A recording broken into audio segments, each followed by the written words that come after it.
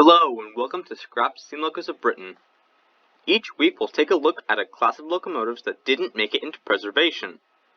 All of these classes will be standard gauge and owned by either a pre-grouping railway company, one of the big four railway companies, and/or British Railways. While some classes will get a new build member, most will be scrapped and likely remain scrapped. Here we go. Our next episode is on the Lancashire and Yorkshire, Class 28. The Lancashire and Yorkshire's primary freight locomotives were the Class 27 060s of 1889. Designed by John Aspinall, there were over 400 locomotives in service by the time Henry Hoy took over in 1899. In 1904, Hoy retired and was replaced by George Hughes. He set about looking at ways to improve many of Aspinall's designs.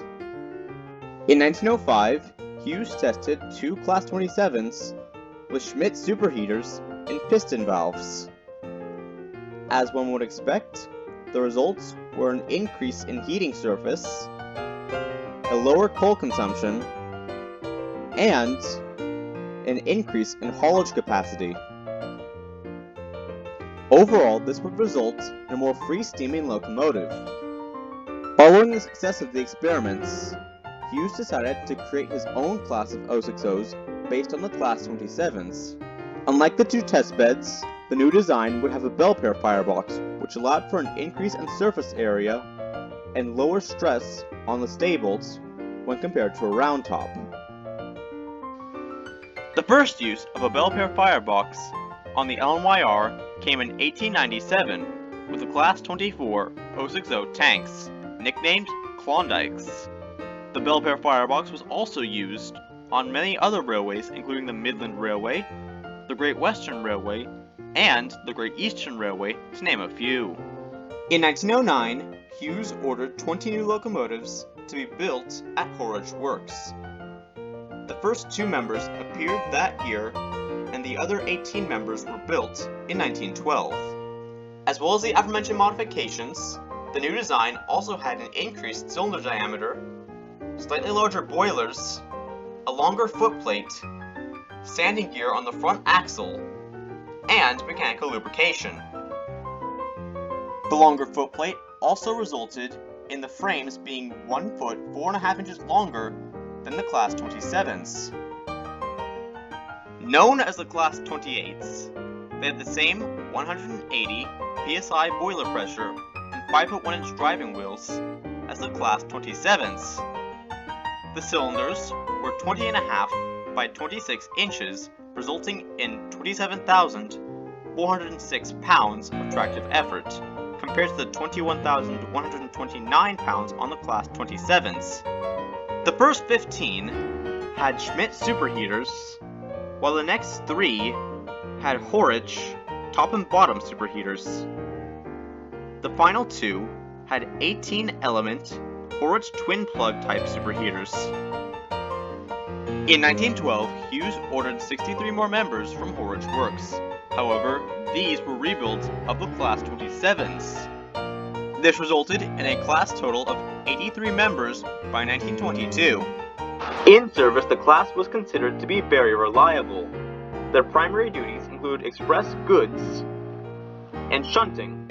Unfortunately, the Class 28s were not a complete success. To start out with, their injectors could be quite finicky.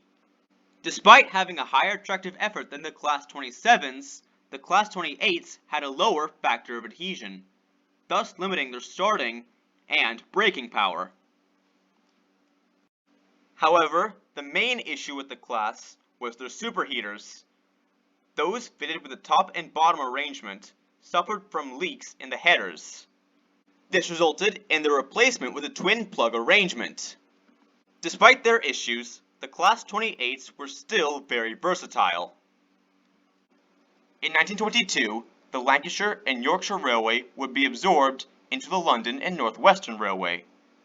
A year later, this itself would be absorbed into the London, Midland and Scottish Railway as part of the Grouping Act.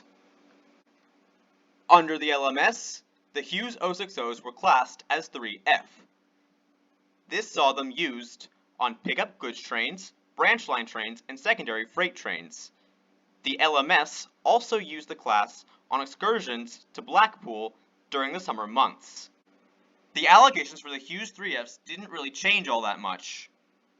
Many remained in the Greater Manchester area, whilst others could be found in Lancashire and in West Yorkshire. A handful of the Hughes 3Fs could also be found at ex-LNWR sheds. Some did find their way to ex-Midland Railway sheds, such as Manningham. However, crews took a dislike to the Hughes 060s, mainly due to issues with their injectors, their fire bars, and the exposed cab. Unfortunately, the Hughes 3Fs were considered non-standard by the LMS. The first withdrawal was number 12556 in September 1935. Withdrawals continued steadily until World War II due to a shortage of motive power. By the end of the war, there were still 40 Hughes 3Fs in service on the LMS. Nevertheless, the first post-war withdrawal was number 12546 in October 1945. This was then followed by numbers 12538 from Huddersfield in March 1946 and 12550 from Murfield that June. The remaining 37 all survived into BR days, but by this point they were more or less worn out. The first BR withdrawal was number 12568 from Wakefield in March 1948. Withdrawals continued steadily, and by 1955 only 7 were left. During their final years, the Hughes 3Fs were used as shunters, on rail tours, and on summer excursions. The final withdrawal was number 52551 from Wigan Springs branch on the 31st of March 1957. Interestingly enough, this locomotive also used to be a station pilot at Bangor in North Wales before moving to the Greater Manchester area. Shortly after withdrawal, she and number 52576, which was withdrawn the previous month from Murfield, were quietly towed to Horwich Works and scrapped later that year. Although the Hughes 060s are not that well known, as is the case with many pre-grouping goods engines that are now extinct, the class is not completely forgotten. In 1946, the class was immortalized by the Reverend Wilbert Awdry, who used it as the basis for James the Red Engine. Apart from being an inside cylinder mogul with the sandboxes located beneath the running board, the main difference between James and his real-life basis is that James has 5 feet 6 inch driving wheels, resulting in 25,330 pounds of tractive effort. First appearing in book number 2, Thomas the Tank Engine, James was used as a plot device for the final story titled Thomas and the Breakdown Train. Afterwards, James would appear in 24 more books. He would also make appearances in the television spin-off, which aired from 1984 to 2021. Here, he was given at least one major role in all 24 seasons. In addition to this, there's one surviving Aspinall 060. Number 52322 was built in December 1895 as Lancashire and Yorkshire number 1300. Withdrawn from Lee's Oldham shed on the 6th of August 1960, number 52322 was purchased privately shortly afterwards. Following the death of her owner, the locomotive moved to Carnforth. Displayed there for a few years, she returned to steam in 1982. As of the making of this video, the locomotive is now under the ownership of Andy Booth. She can also regularly be seen on the East Lancashire Railway. This series is inspired by Locomotives of Great Britain by Stephen Gorick and Top 10 Extinct British Steam Locomotives by Pendennis Castle. Links to both their channels are in the description below. As always, if you have any suggestions for a future video, please let me know in the comment box below. If you want to see more content like this, feel free to like, share, and subscribe. For the next episode, I will be discussing the Great Eastern Claude Hamilton Series 440s. However, because of how long that script is, you can anticipate that to be out by Christmas. Instead, the next video will be the 250 subscriber Q&A.